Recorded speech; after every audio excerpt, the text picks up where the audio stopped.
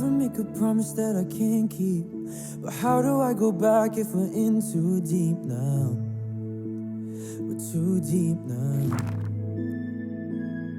And you took it all out. My name is Dominic.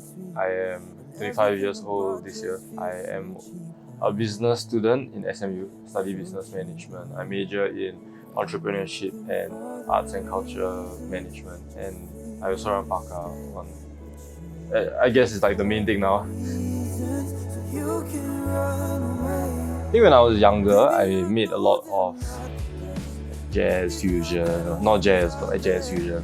I made a lot of like rock metal kind of music also. So those two things were a big part of like my musical upbringing. I realized I could do something a bit more with music. Like I had a bit more of an inclination for it, and then I went on to playing in church, so that was quite important.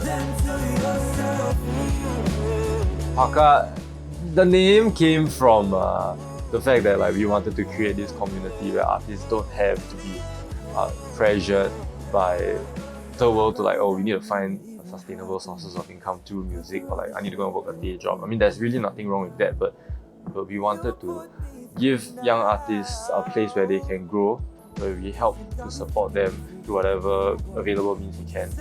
That's why like PARK, A stands for Asia, because we wanted to have this regional outreach. Yeah. When you find people that you really want to work with, but sometimes things don't exactly align, like there's a lot of different skill sets that are required for this label thing, which is it's a bit of a foreign concept to a lot of young musicians as well. But like at every phase in PARKA, there's always been like one or two people that we know that they're really great at what they do, but we don't really know if they're gonna stay. And like I think the hardest part is always being able to let them go, like being able to let them go with blessing also.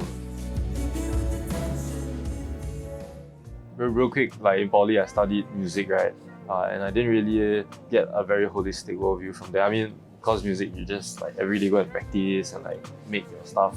But when I went to SMU, when I came to uni, there's a lot more things happening in the world, not just music, but also I started to bring the idea of business together with music. Like, how can I make the work that I do financially viable so I can do it for the rest of my life?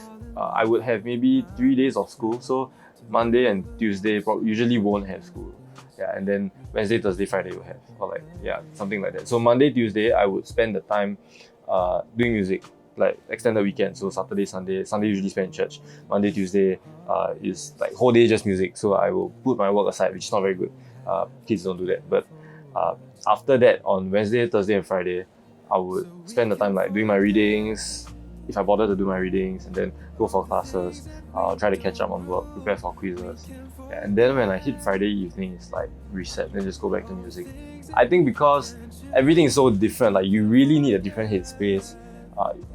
I cannot just instantaneously like, okay, I'm gonna do music now and I'll do it. Like it does require like a certain headspace to do it. It requires like, yeah, I need to sit down in the room, listen to the music. I can't just churn out the mix. My personal belief, music and making art has never really been about like the individual expressing, but rather it's like the power of music comes when people are able to hear it and they're able to enjoy it together. Could say and tell me that we'll always be this way.